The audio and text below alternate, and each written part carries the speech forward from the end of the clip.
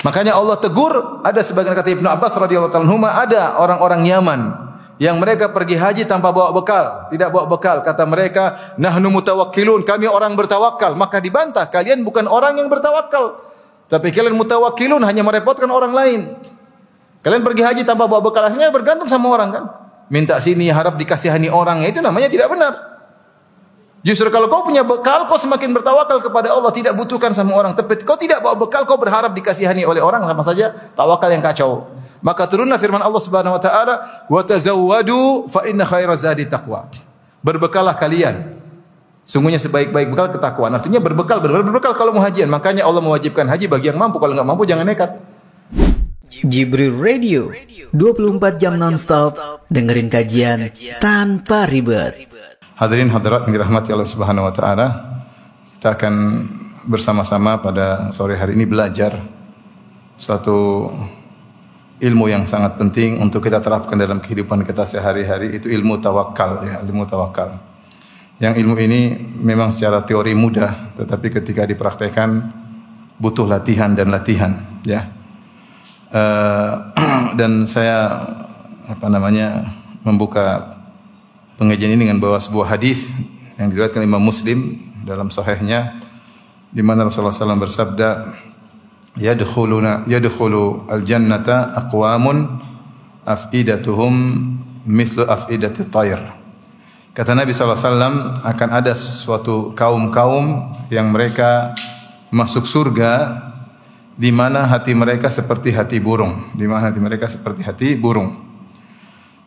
Kita tahu bahwasanya sebab masuk surga banyak. Ada orang masuk surga karena salatnya, ada orang masuk surga karena puasanya, ada para wanita masuk surga karena taat kepada suami mereka, ada orang masuk surga karena jihad fisabilillah, ada orang masuk surga karena sedekah, ada orang masuk surga karena melunaskan hutang orang lain, dan betapa banyak jalan-jalan kebaikan. Namun di sini Rasulullah SAW menyebutkan ada suatu kaum yang masuk surga, bahkan berkaum-kaum, aqwamun.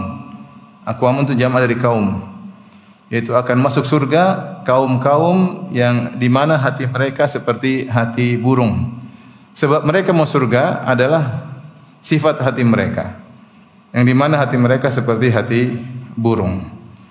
Maka ada beberapa pendapat di kalangan para ulama tentang apa maksud hati mereka seperti hati burung. Disebutkan oleh para syurahul hadis, para pensyarah hadis ini ya, Imam Nawawi dan yang lainnya, di antaranya Mula Ali Al-Qari. Secara umum ada 3 pendapat.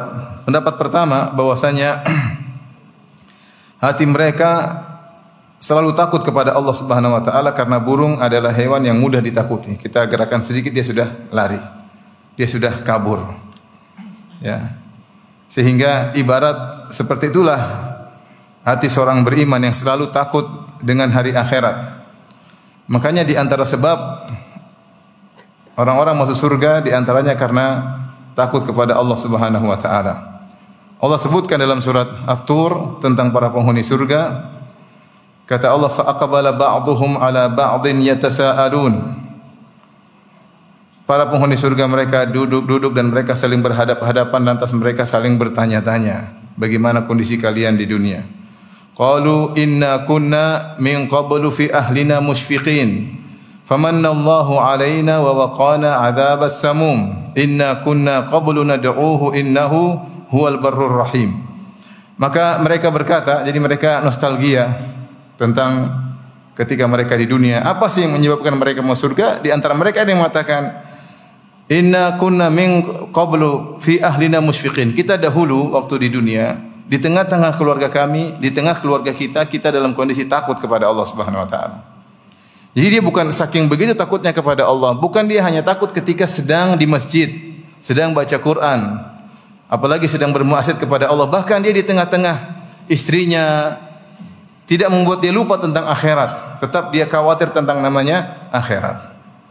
Lain halnya dengan orang-orang kafir yang Allah sebutkan dalam surat yang lain, di mana mereka di tengah-tengah istrinya mereka merasa nyaman, lupa dengan akhirat. Wa amma man utiya kitabahu wara'a dhahrihi fasawfa yad'u thubura wa yasla sa'ira innahu kana fi ahlihi masrura innahu dhanna an la yahur.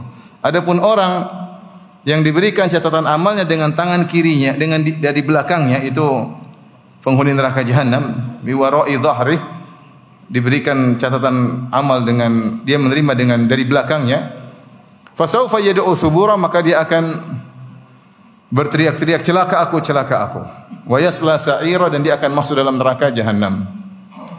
Innahu kana fi ahlihi masrura. Dia dulu ketika di dunia senang-senang di keluarganya, senang-senang. Berfoya-foya, lupa bahwasanya ada hari kebangkitan, lupa ada hari hisab, dia lupa semuanya. Lupa dengan bima nasu yaumal hisab. Mereka lupa dengan adanya hari audit. Allah akan mengaudit amal mereka pada hari kiamat kelak. Jadi di antara sebab orang masuk surga adalah rasa takut dalam dirinya, khawatir tentang kondisinya nanti pada hari kiamat kelak, khawatir tentang kondisinya kalau dia masuk dalam alam barzakh setelah kematian. Dengan kondisi seperti itu, maka dia semakin termotivasi untuk beramal soleh dan semakin tidak tentram dengan dunia. Makanya mereka mengatakan, inna kunna min qablu fi ahlina musyfiqin. Kami dahulu di tengah-tengah keluarga kami takut kepada Allah Subhanahu wa taala. Ini salah satu tafsiran para ulama, kaum tersebut masuk surga karena hati mereka seperti hati burung. Oleh karena ikhwan, kita perlu dalam kehidupan ini menghadirkan rasa khawatir terhadap hari akhirat kita, sehingga kita termotivasi untuk beramal saleh, berusaha semakin dekat kepada Allah Subhanahu wa taala. Jadilah hati kita seperti hati burung yang mudah takut. Tafsiran yang kedua, mereka mengatakan disebut hatinya seperti hati burung karena riqatul qulub, karena hati burung itu hati yang lembut, ya. Tidak hasad, tidak dengki. Seperti itulah burung-burung, tidak banyak pikiran, ya. Tinggal terbang pulang makan, cari makan, pulang kasih makan betinanya dan anak-anaknya. Tidak dengki, tidak hasad sama burung yang lain, tidak. Maka seorang yang ingin masuk surga di antaranya berusaha membersihkan hatinya. Dan ini tafsir ini disampaikan oleh Mula Ali Al-Qari dalam syarah hadis ini, ya. Jadi seorang berusaha membersihkan hatinya, jangan dongkol sama seorang pun, ya. Berusaha hilangkan kedongkolan tersebut. Kalau saya mengajak kawan-kawan untuk mempraktekkan hal ini, coba kita renungkan sekarang dalam hati kita ini, siapa yang kita sedang dongkoli? Ada enggak? Berapa orang coba diingat? Siapa yang kita berharap dia segera mati? Ada, saking jengkel kapan matinya orang itu, enggak mati-mati. Coba, kalau ada, coba kita bersihkan. Ingat berapa orang kita jengkel dalam kehidupan ini? Siapa coba? Jangan-jangan orang dekat-dekat kita, ataupun orang jauh. Kalau ada, berusaha kita hilangkan kedongkolan tersebut. Ngapain kita dongkol-dongkol? Semua sudah ditakdirkan oleh Allah Subhanahu wa taala.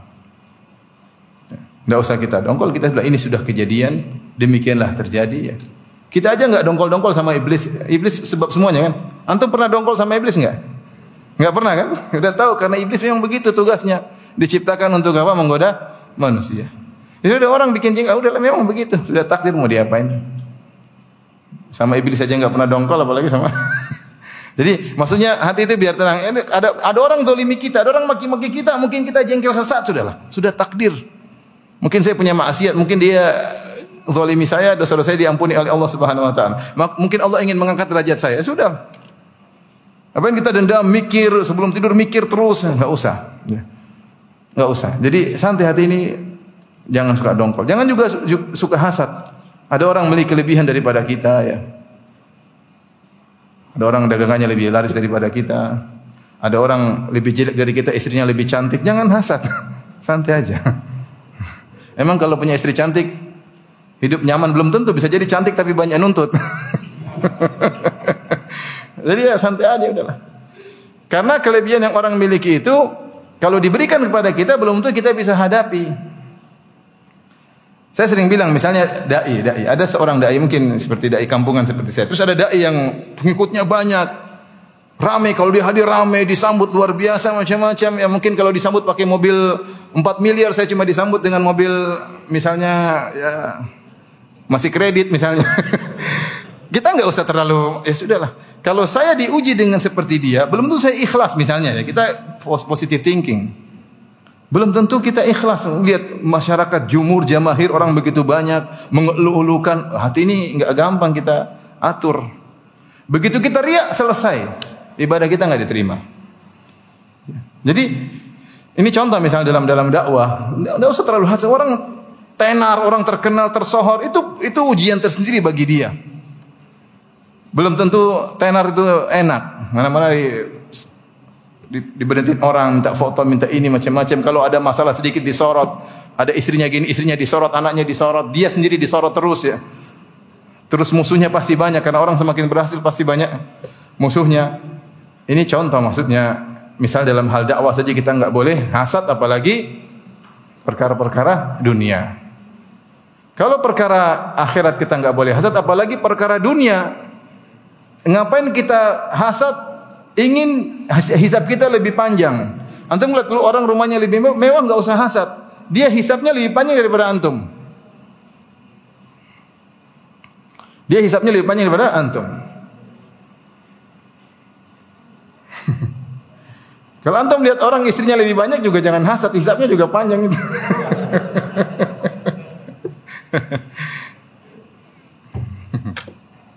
Bukan curhat ya enggak ya. Jadi maksud saya udahlah, orang punya kelebihan enggak usah dihasatin. Antum nikmati yang ada, seperti burung santai aja. Dia ada burung ini mungkin anaknya banyak, dia jalan terbang kasih makan anaknya selesai. Tiap hari pergi pulang kasih makan anaknya selesai. Dia enggak ngelirik burung kanan, ngelirik burung kiri enggak. Dia tidak dongkol, dia tidak hasad. Kalau Allah berikan kita kenikmatan, kita syukuri. Kalau enggak ya sudah, itu yang terbaik bagi kita. Ya. Ini di antara sebab masuk surga yang ditafsirkan oleh sebagian ulama bahwasanya orang-orang mau surga hatinya seperti burung, artinya hatinya bersih, tidak dongkol sama siapapun, tidak dendam sama siapapun dan tidak hasad sama siapapun. Dan itu perkara yang berat. Ya. Tetapi seorang perlu latihan. Ridha dengan pemberian Allah Subhanahu wa taala. Ya. Irda bima qasama Allahu lak takun agnan nas. Kata Nabi sallallahu alaihi wasallam, ridhalah dengan apa yang Allah berikan kepadamu, kau akan menjadi orang paling kaya. Akan menjadi orang paling kaya. Orang paling kaya orang paling bahagia. Antum bisa lebih bahagia sebelum raja. Kenapa? Antum sudah ridha terlebih dahulu. Belum tentu raja, penguasa diberikan kekayaan, belum tentu mereka ridha, masih terus tamak, masih terus belum puas, belum tentu mereka bahagia. Jadi irda bima qasamahu Allahu lak takun agnan nas. Ridhalah dengan apa yang Allah berikan bagianmu, maka kau akan menjadi orang yang paling kaya. Ini dua tafsiran. Tafsiran ketiga yang terkait dengan pembahasan kita kali ini, yaitu seperti disampaikan oleh sebagian ulama dan banyak ulama yang memilih pendapat yang ketiga ini. Maksudnya ada kaum-kaum yang masuk surga hati mereka seperti hati burung, maksudnya mereka bertawakal seperti tawakalnya burung. Ini menunjukkan tawakal adalah ibadah yang sangat agung. Karena tawakal sebab seorang masuk apa? Surga. Berdasarkan hadis yang lain, kata Nabi sallallahu alaihi wasallam, "Lau annakum tatawakkaluna 'ala Allahi haqqa tawakkulih, la razaqakum kama yarzuqut tayr, taqdu khimasan wa taruhu bitana." Kalau seandainya kalian bertawakal kepada Allah dengan tawakal yang benar, maka kalian akan diberi rizki sebagaimana Allah memberi rizki kepada burung. Burung itu berangkat di pagi hari dalam kondisi perut kosong, kemudian dia balik dalam kondisi perut sudah penuh. Di sini Rasulullah SAW menjelaskan tentang bagaimana burung yang sangat bertawakal. Lihat burung, dia bukanlah cerdas seperti kita.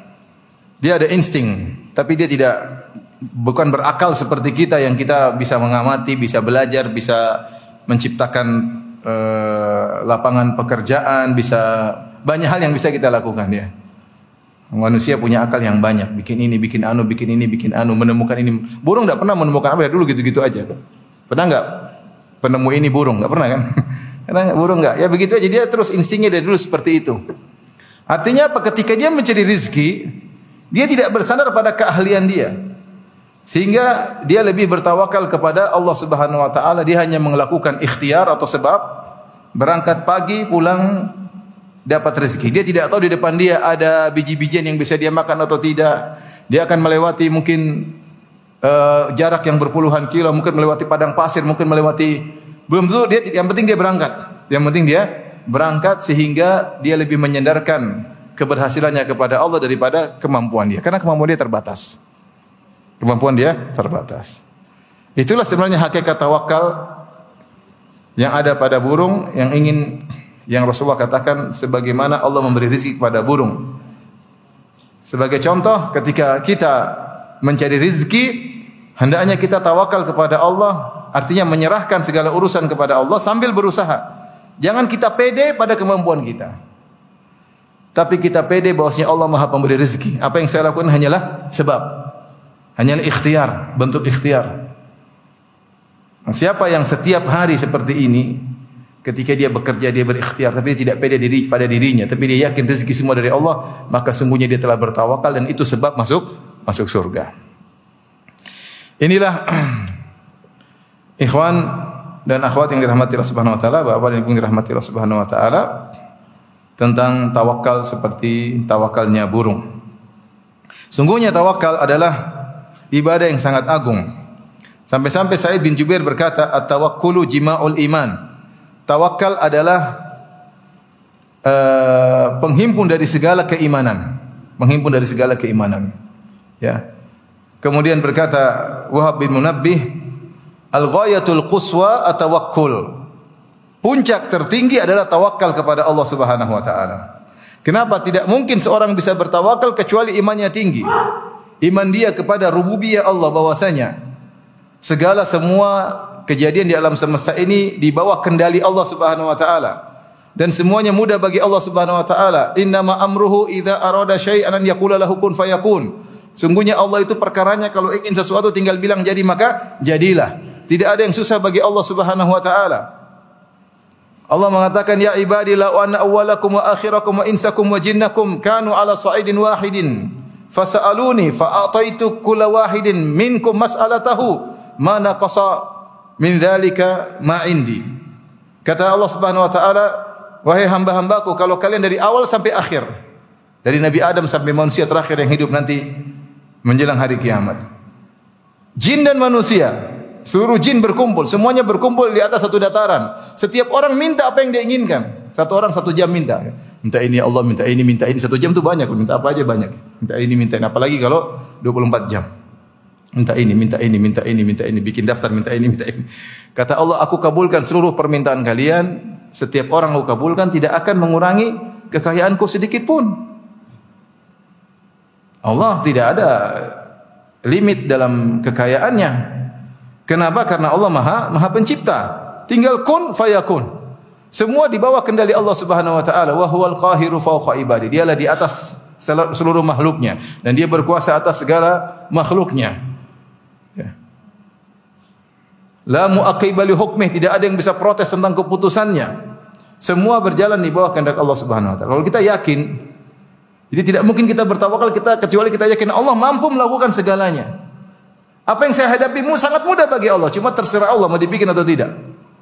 Sehingga tidak mungkin seorang bertawakal kecuali iman kepada rububiyah, bahwasanya yang menciptakan, yang menguasai, yang mengatur alam semesta hanya Allah, pasti tinggi dalam hatinya. Dia tawakalnya luar biasa. Yang kedua, tidak mungkin dia bertawakal kecuali dia husnudzon kepada Allah Subhanahu wa taala. Dia percaya kepada Allah dan dia husnudzon. Allah, saya yakin Allah melihat apa yang saya lakukan. Allah mengetahui gerak-gerik hati saya ketika saya tawakal. Allah mengerti isi hati saya. Ya'lamu kha'inatal a'yun wa ma tukhfis sudur. Allah mengetahui lirikan mata, pengkhianatan lirikan mata, dan Allah mengetahui apa yang disembunyikan oleh dada-dada manusia. Gerakan hati kita ini Allah tahu. Kita begini, kita ikhlas, kita riya, kita sombong, kita angkuh, kita ujub, pede pada kemampuan kita, kita tawakal, Allah tahu. Kapan klik kita tawakal, subhanallah. Insyaallah mudah kalau saya tawakal kepada Allah Subhanahu wa taala. Oleh karenanya benar perkataan Sa'id bin Jubair rahimahullahu taala, at-tawakkulu jima'ul iman. Bahwasanya tawakal itu mengumpulkan seluruh keimanan. Makanya ya, terlalu banyak ayat dalam Al-Qur'an menyuruh kita untuk bertawakal. Banyak sekali. Seperti firman Allah Subhanahu wa taala, "Fa'buduhu wa tawakkal alaih." Beribadahlah kepada Allah dan bertawakallah kepada Allah. Sampai-sampai sebagian ulama mengatakan at-tawakkulu nisfuddin. Tawakal itu setengah agama. Kenapa? Karena agama itu dibangun di atas ibadah dan tawakal. Ibadah dan tawakal. Seperti firman Allah, fa'buduhu wa tawakkal alaih. Beribadahlah kepada Allah dan bertawakallah kepada Allah. Qul huwar rahmanu amanna bihi wa alaihi tawakkalna. Katakanlah dialah Ar-Rahman, kami beriman kepada Allah dan kami bertawakal kepada Allah Subhanahu wa taala. Alaihi tawakkaltu wa ilaihi unib. Kepada Allah aku bertawakal dan kepada Allah aku kembali. Setiap hari kita berdoa, iyyaka na'budu wa iyyaka nasta'in. Hanya kepada Engkau lah kami beribadah dan hanya kepada Engkau lah kami minta pertolongan. Maksudnya kami bertawakal. Jadi hidup kita ini ibadah dan tawakal, ibadah dan tawakal. Maka sebagian ulama mengatakan tawakal itu adalah setengah daripada agama. Maka sayang kalau ternyata kita lepas setengahnya. Kita ibadah, kita kegiatan, tapi tawakal tidak kita hadirkan. Sayang. Sampai kata Allah Subhanahu wa taala, "Wa 'alallahi fatawakkalu in kuntum mu'minin." Hendaknya hanya kepada Allah kalian bertawakal jika kalian beriman. Nabi Musa berkata, "Ya qaumi." Ya. In kuntum amantum billah fa alaihi tawakkalu in kuntum mu'minin. Wahai kaumku, jika kalian benar-benar beriman kepada Allah, maka bertawakallah kepada Allah jika kalian benar-benar Islam. Di sini Allah menyebutkan tawakal antara Islam dan iman. Intinya terlalu banyak ayat yang menunjukkan agungnya tawakal. Ya. Makanya penghuni surga yang paling hebat, yang mau surga tanpa adab dan tanpa hisab, apa sih amal mereka? Amal mereka adalah tawakal. Ketika Rasulullah SAW mengabarkan tentang 70.000 orang mau surga tanpa adab dan tanpa hisab. Kata Rasulullah SAW, "Ma'ahum di antara umatku sab'una alfan, ada 70.000 orang yadkhulunal jannata bi ghairi hisabin wala adab." Mereka mau surga tanpa adab dan tanpa hisab. Siapa yang tidak ingin mau surga tanpa adab dan tanpa hisab? Hari kiamat langsung nyelonong masuk surga, Masya Allah. Kita ini yang bikin kita takut kalau dihisab. Udah terlalu banyak yang kita lihat, terlalu banyak yang kita dengar, terlalu banyak kita komentar, terlalu banyak kita nyinyir, terlalu banyak, sebanyak sekali lah. Ini hisab kita, sebelum hisab kita sama anak kita. Banyak hak-hak anak kita tidak kita tunaikan. Banyak kita melalaikan anak-anak kita. Sibuk dengan urusan dunia, lupa memperingatkan anak-anak. Belum lagi hisab kita dengan istri kita. Ya. Banyak urusan. Belum lagi kita dengan orang tua kita. Sudahkah kita menunaikan segala kewajiban mereka? Terlalu banyak. Belum lagi kita cari uang.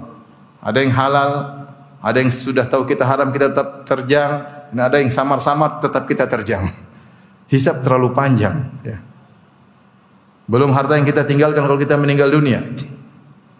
Belum yang kita lihat dalam medsos. Belum kita punya banyak akun. Semakin banyak akun, semakin banyak hisab. Semakin kita sering tajasus melihat akun-akun orang, semakin banyak apa? Hisab.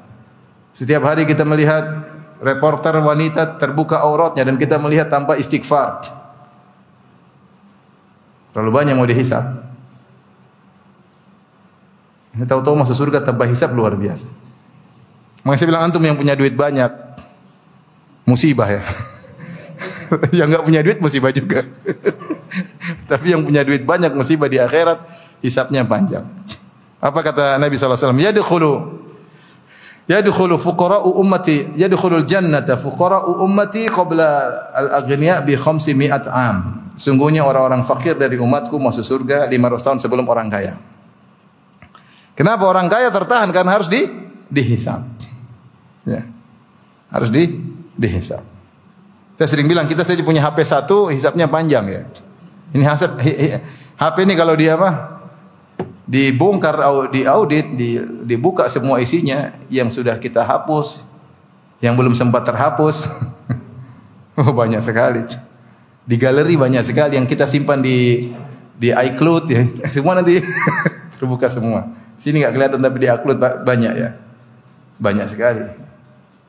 Satu HP dihisab ya. Cuma beda kalau orang punya HP jadul ya. Cuma daftar nama, daftar nomor telepon sama daftar hutang.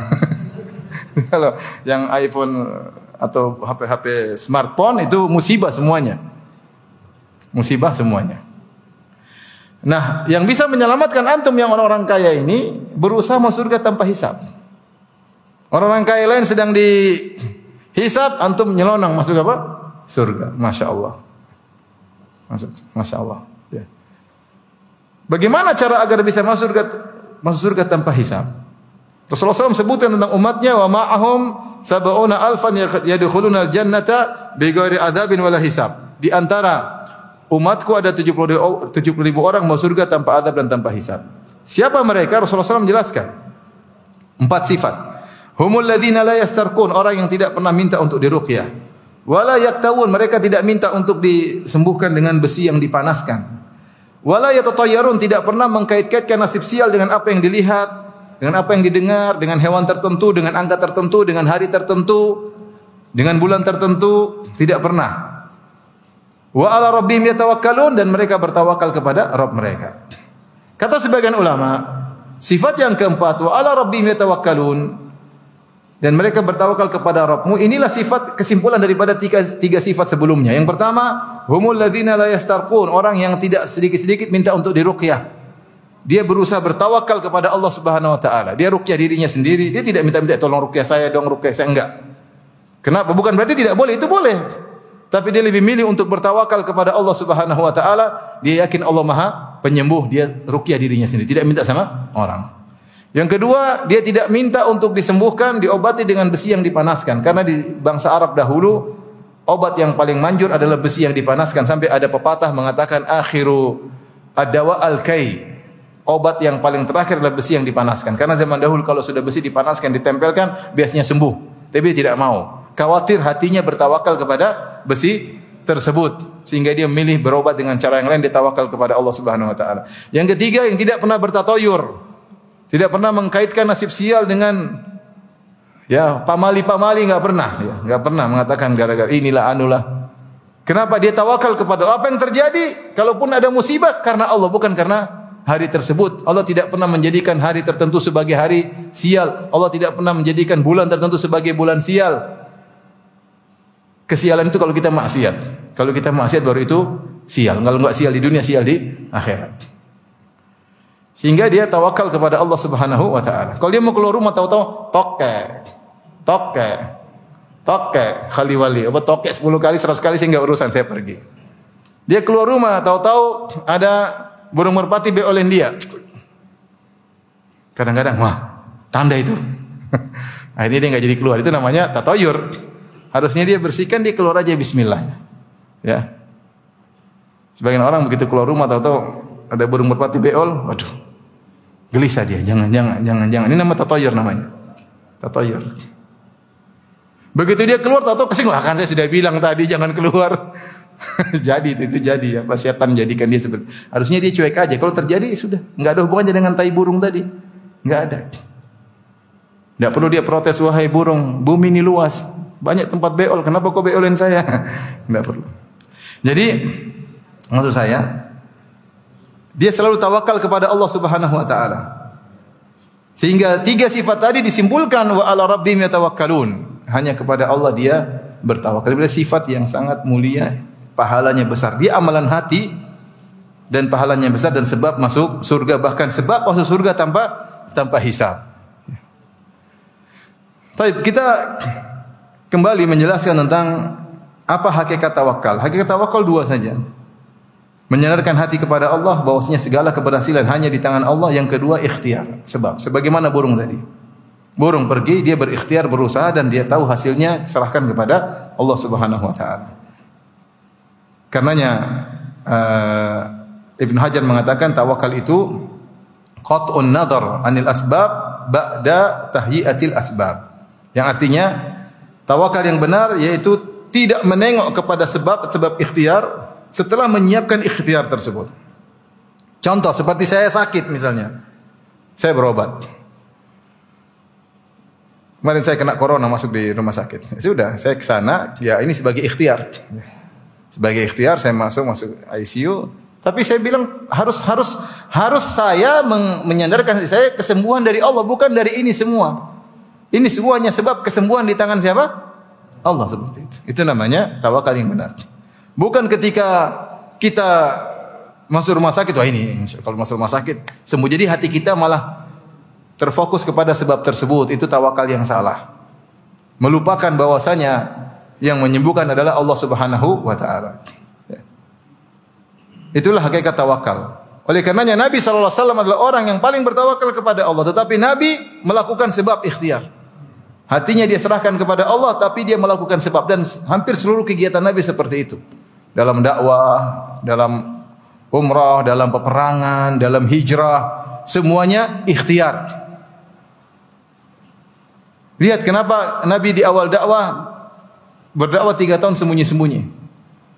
Ikhtiar, jangan sampai ketahuan, jangan sampai dirusak oleh kaum Quraisy, sehingga Nabi berikhtiar dengan sembunyi dakwah selama 3 tahun. Ini namanya usaha. Nabi SAW ketika berhijrah, Nabi SAW melakukan ikhtiar yang luar biasa. Nabi SAW sampai menyewa penunjuk jalan orang kafir namanya Abdullah bin Uraiqid. Karena Nabi tidak tahu jalan-jalan tikus dari Mekah menuju Madinah. Orang ini tahu, Nabi sampai bayar. Dia orang kafir. Kenapa orang kafir? Agar tidak dicurigai. Nabi sewa dan Nabi bayar. Kemudian ketika mau berhijrah, Nabi sembunyi dulu di Jabal Thawr. Dan Jabal Thawr itu justru menjauh dari kota Madinah. Bukan mengarah ke kota Madinah, menjauh dari kota. Kalau kota Madinah ke arah utara dari kota Mekah, Jabal Thawr ke arah selatan kota Mekah. Kenapa Nabi bersembunyi 3 hari? Supaya orang-orang Quraisy ketika kehilangan Nabi mereka akan cari. Ketika mereka cari 3 hari tidak dapat, mereka menyangka Nabi sudah lolos padahal belum berangkat.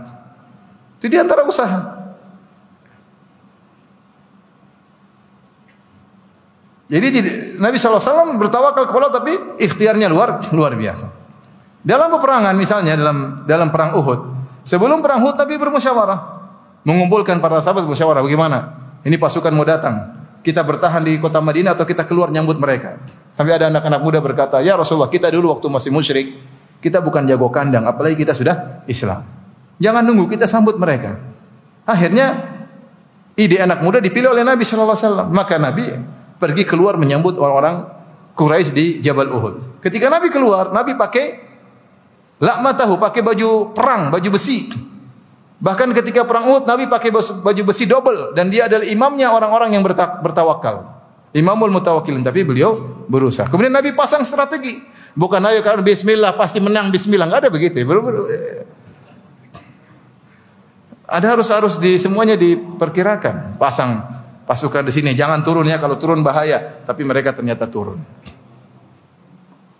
Bagaimana metode? Kalau saya sudah pernah ceramah tentang perang Uhud, bagaimana strategi Nabi yang Masya Allah luar biasa. Jadi Rasulullah SAW menyontohkan kepada kita, namanya tawakal itu harus apa? Berikhtiar. Dan itu ditiru oleh para sahabat, ya, radhiyallahu taala anhum ajmain.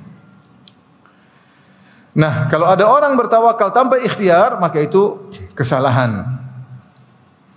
Kesalahannya. Saya mau kaya tapi tidak mau kerja. Cuma duduk di masjid berdoa terus. Enggak benar, ya. Dalam Al-Qur'an Allah memuji orang-orang yang bekerja, yang berusaha, yang berdagang. Rijalun la tulhihim tijaratun wala bai'un an dzikrillahi wa iqamis sholati wa ita'iz zakah. Orang-orang yang mereka jual beli, interaksi, tapi jual beli dan interaksi tersebut tidak membuat mereka lupa tentang hari akhirat, tidak lupa untuk sholat, tapi mereka berinteraksi. Umar bin Khattab radhiyallahu anhu dahulu kalau ikut pengajian sehari dia ikut pengajian, sehari tidak. Kenapa? Dia kerja. Sampai dia tanawub, berganti-gantian dengan temannya. Hari ini kamu yang ngaji, nanti kalau ketemu Isya kamu sampaikan apa yang disampaikan oleh Nabi. Besok saya yang ngaji, kamu yang kerja. Ikhtiar, cari nafkah buat keluarganya. Seperti itu. Adapun seorang ingin sukses tapi tidak ada ikhtiar sama sekali, hanyalah menghina sunatullah, menghina sunatullah. Allah memiliki hukum sebab dan akibat. Lihat bagaimana Allah ajarkan kepada Maryam. Maryam ketika dia mau melahirkan, lapar, kesakitan dan kehausan. Fa aja'ahal makhadhu ila jid'in nakhlati. Maka dia pun kesakitan, maka dia pergi menuju ke sebuah pohon korma. Dia kelaparan, tapi pohon korma kan tinggi, ada Mau ngambil rutop, dia mau makan tidak bisa, dia sudah sangat kesakitan. Tapi Allah tetap suruh dia berikhtiar. Kata Allah, "Wa huzzi ilaiki bi jid'in nakhlah." Goyangkanlah korma tersebut, maka niscaya rutopnya akan jatuh, siap untuk disantap. Sebenarnya dia duduk saja Allah jatuhkan bisa, tapi Allah ajarkan untuk apa? Berikhtiar. Tawakal yang benar harus apa? Ikhtiar. Maka Allah suruh dia, "Wa huzzi," goyangkan. Kalau kita pikir-pikir lagi ya nggak mungkin kita mau goyang pohon korma dengan goyang dari bawah, nggak mungkin. Kalau pingin goyang harus dari atas kan? Kalau kita goyang dari bawah kita yang goyang ya, pohonnya nggak goyang. Tetapi Allah tetap menyuruh Maryam berusaha. Goyangkan aja, berusaha semampunya. Dia sudah nggak kuat untuk berdiri. Dia berusaha maka jatuhlah korma tadi untuk dia makan. Allah ajarkan untuk berusaha. Allah mengajarkan ketika berperang melawan musuh, kata Allah, "Wa ma ramaita idz ramaita walakinallaha rama." Tidaklah kau melempar ketika kau melempar, tapi Allah yang melempar. Maksudnya usaha lempar aja. Nanti yang mengenakan Allah Subhanahu wa taala. Tapi kamu harus ikhtiar. Bukan kau yang melempar. Ketika kau melempar, maksudnya para ulama mengartikan, bukan kau yang mengenakan tatkala kau memanah, tapi Allah yang mengenakan panah tersebut kepada musuh. Tapi kamu harus apa? Berusaha. Dia jadi ikhtiar. Ada Al-Imam Ahmad menyebutkan, Ibnu Qayyim menyebut ada seorang yang berusaha ingin bertawakal tanpa usaha. Maka dia pergi berhaji kalau tidak salah. Dia tidak bawa bekal, tapi dia bawa benang. Ketika ditanya sama orang-orang, "Kenapa Anda berhaji tidak bawa bekal?" Kata dia, "Saya ingin tunjukkan tawakal kepada Allah. Saya akan berhaji tawakal, saya tidak bawa bekal." Terus bawa benang kenapa? Kalau khawatir kalau baju saya robek saya jahit. Kalau tawakal yang benar harusnya enggak usah bawa benang. Kalau robek nanti nyambung sendiri. Jadi dia tidak dia merasa bertawakal tidak bawa bekal untuk hajian, tapi untuk baju yang robek dia apa? Dia siap-siap. Siapa tahu robek maka saya sudah bawa benang. Ini enggak benar seperti itu. Ya. Makanya Allah tegur, ada sebagian kata Ibnu Abbas radhiyallahu anhu, ada orang-orang Yaman yang mereka pergi haji tanpa bawa bekal, tidak bawa bekal. Kata mereka, "Nahnu mutawakkilun," kami orang bertawakal. Maka dibantah, kalian bukan orang yang bertawakal, tapi kalian mutawakkilun, hanya merepotkan orang lain. Kalian pergi haji tanpa bawa bekal, akhirnya bergantung sama orang kan. Minta sini, harap dikasihani orang, itu namanya tidak benar. Justru kalau kau punya bekal, kau semakin bertawakal kepada Allah, tidak butuhkan sama orang. Tapi kau tidak bawa bekal, kau berharap dikasihani oleh orang, sama saja tawakal yang kacau. Maka turunlah firman Allah Subhanahu wa taala, "Wa tazawwadu fa inna khaira zadi taqwa." Berbekallah kalian. Sungguhnya sebaik-baik bekal ketakwaan. Artinya berbekal kalau mau hajian. Makanya Allah mewajibkan haji bagi yang mampu. Kalau enggak mampu jangan nekat. Jangan saya berdoa saja kepada Allah, enggak benar. Jadi maksud saya, tawakal yang benar menggabungkan antara usaha dengan menyenangkan hati kepada Allah Subhanahu wa taala. Di penghujung bahasan kita, saya ingin menyebutkan tentang bentuk-bentuk tawakal yang keliru.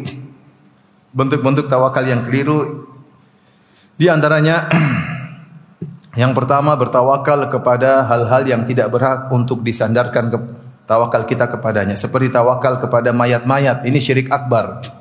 Tawakal hatinya kepada mayat-mayat. Tawakal kepada yang gaib, tawakal kepada ruh-ruh, enggak benar, enggak boleh. Ya. Ini syirik akbar, syirik akbar.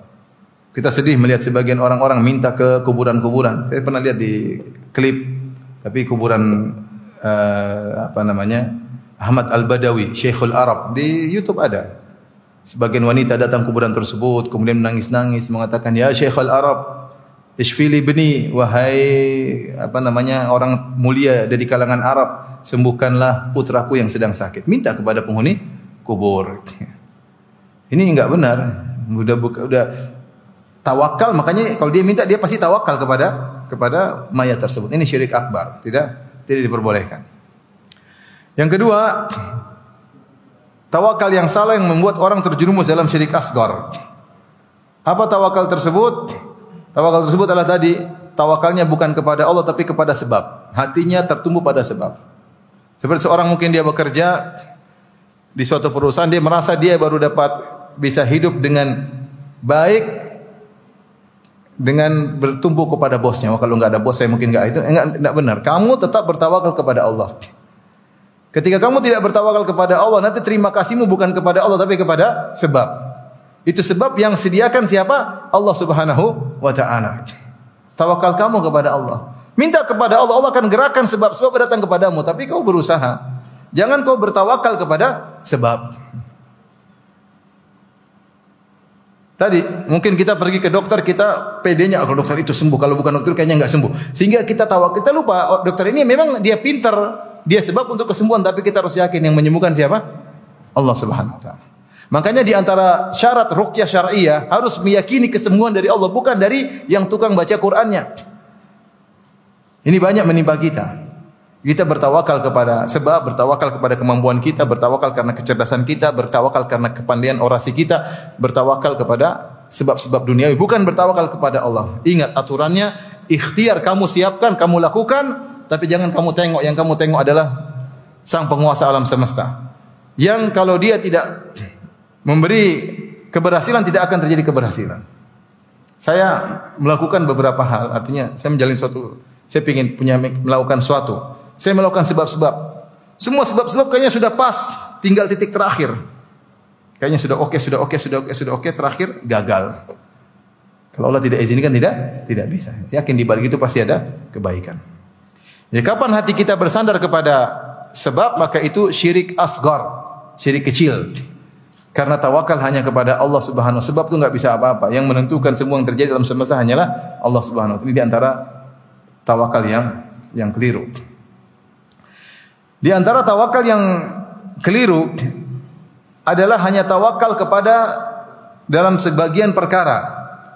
Di antara kita mungkin ada yang sudah tawakalnya benar, tapi dalam perkara-perkara duniawi, ketika cari rezeki tawakal. Ketika apa biasanya tawakal? Cari istri apa? Tawakal ya misalnya. Cari apa lagi? Cari pekerjaan, tawakal, udah lamar tawakal. Benar, dia sudah benar tawakal. Ini perlu hal yang perlu kita tawakal. Tapi pada perkara-perkara lain dia kurang tawakal. Contoh, dia solat enggak tawakal, dia umrah tidak tawakal, dia haji tidak tawakal. Padahal dalam ibadah kita juga butuh bertawakal kepada Allah. Dalam solat contohnya, kita tawakal kepada Allah, Allahu Akbar, tawakal kepada Allah. Yang buat bisa kita khusyuk siapa? Allah Subhanahu wa taala. Yang bisa buat kita berangkat ke masjid, Allah Subhanahu wa taala. Makanya ketika dikumandangkan azan hayya 'alas shalah, hayya 'alal falah, kita bilang apa? La haula wala quwata illa billah. Hanya Allah yang bisa menggerakkan hatiku pergi ke masjid. Jadi ibadah pun butuh tawakal. Allah mengatakan wa tawakkal 'alal azizir rahim alladzi yaraka hina taqum wa taqallubaka fis sajidin. Bertawakallah kepada Allah yang Maha Perkasa dan Maha Menyayangi, yang melihat engkau ketika kau berdiri hendak salat dan melihat pergerakanmu ketika kau sujud di antara orang yang sujud. Jadi ketika salat tawakal sama Allah. Ya Allah, aku penuhi panggilan-Mu, Allahu Akbar, bertawakal. Serahkan kepada Allah. Lagi ketika ibadah haji butuh tawakal yang luar biasa. Banyak kesulitan-kesulitan kita hadapi dalam haji. Jangan tawakal kepada travel, jangan tawakal kepada pembimbing, tawakal kepada siapa? Allah. Travel, pembimbing ini hanya sebab. Hanyalah sebab. Sudah bayar travel mahal-mahal, tahu-tahu ternyata jalan kaki juga. Sudah. Mau diapain? Sudah mau marah-marah, ya sudah. Tawakal kepada, jangan tawakal kepada travel. Jangan tawakal kalau saya masih muda, insyaallah kuat-kuatnya. Jangan, pokoknya tawakal kepada Allah, semua adalah usaha. Jadi ibadah pun butuh tawakal. Di antaranya berdakwah butuh tawakal. Allah sebutkan dalam Al-Qur'an tentang para rasul yang mereka bertawakal dalam doa. Dalam dakwah, kata mereka, "Wa ma lana alla natawakkala 'ala Allahi wa qad hadana subulana wa la nasbiranna 'ala ma adaitumuna." Kenapa kami tidak bertawakal kepada Allah sementara Allah telah memberi hidayah kepada kami? Wa la nasbiranna 'ala ma adaitumuna, dan kami akan bersabar dengan gangguan yang kalian berikan kepada kami. Wa 'ala Allahi falyatawakkalul mutawakkilun. Hendaknya kepada Allah bertawakallah orang-orang yang bertawakal. Dalam dakwah butuh tawakal. Allah sebutkan tentang kisah Nabi Nuh, "Watul 'alaihim naba'a Nuhin idz qala liqaumihi ya qaumi in kana kabura 'alaikum maqami wa tadhkiri bi ayatillah fa 'ala Allahi tawakkaltu fa ajmi'u amrakum wa syuraka'akum." Bacakanlah kepada mereka tentang kisah Nabi Nuh ketika dia berkata kepada kaumnya, "Wahai kaumku, kalau kalian merasa berat, aku berdakwah kalian kepada kalian. Kalian merasa berat, aku tinggal bersama kalian. Kalian merasa berat, aku ingatkan kalian kepada ayat-ayat Allah. Maka aku bertawakal kepada Allah. Silakan kalian fokuskan perhatian kalian, kumpulkan seluruh teman-teman kalian untuk memberi kemudaratan kepadaku. Aku bertawakal kepada Allah Subhanahu wa taala." Ini contoh, maksudnya tawakal itu bukan sekedar mencari rezeki doang, Bukan sakit, aduh bertawakal. Benar itu kita harus tawakal. Tetapi dalam segala hal kita ibadah tawakal. Kita salat malam kita tawakal. Berdoa kepada Allah, bangunkan saya salat malam. Dalam mengurus anak istri kita tawakal kepada Allah. Betapa sering kita menghadapi permasalahan kita bingung apa yang harus kita lakukan. Tawakal, ada Allah Subhanahu wa taala. Bilang hasbunallahu wa ni'mal wakil. Jadi jangan batasi tawakal hanya pada perkara-perkara duniawi saja, tapi dalam urusan-urusan yang lebih penting dari dunia, masalah ibadah, ya, itu kita harus juga bertawakal kepada Allah Subhanahu wa taala. Ini ikhwan dan akhwat yang dirahmati Allah Subhanahu wa taala, apa yang saya sampaikan pada kesempatan kali ini intinya seringlah kita serahkan diri kita kepada Allah. Nabi mengajarkan untuk bertawakal dalam segala hal. Sering berdoa. Jadi di antara sarana kita untuk bisa terus bertawakal dalam segala hal, hafal doa-doa yang diajarkan oleh Nabi. Doa keluar rumah, bismillahi tawakkaltu apa? 'Ala Allah. Allahumma inna a'udzubika an adil au udhal au azil au uzal au azlim au uzlam au ajal itu doa.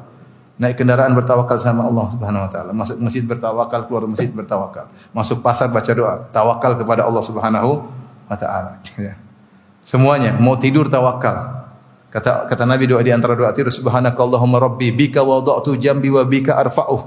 Ya Allah, dengan Engkau lah aku bisa meletakkan lambungku dan bisa aku angkat lambungku. Tawakal mau tidur. Di antara doa tidur wa fawattu amri ilaik, ya Allah aku serahkan urusanku kepadamu. Jadi dari bangun tidur sampai mau tidur lagi, latih diri kita untuk semakin kita sering berdoa kepada Allah, semakin kita menyerahkan urusan kita kepada Allah. Dan di antara doa Nabi sallallahu alaihi wasallam, ya hayyu ya qayyum bi rahmatika astaghits fa aslih li sya'ni kullah wa la takilni ila nafsi tarfata ain. Ya hayyu ya qayyum, wahai zat yang maha hidup. Ya qayyum, wahai zat yang menjadikan yang lain bisa tegak. Ya. Bi rahmatika astaghits, aku mohon pertolongan dari rahmat-Mu.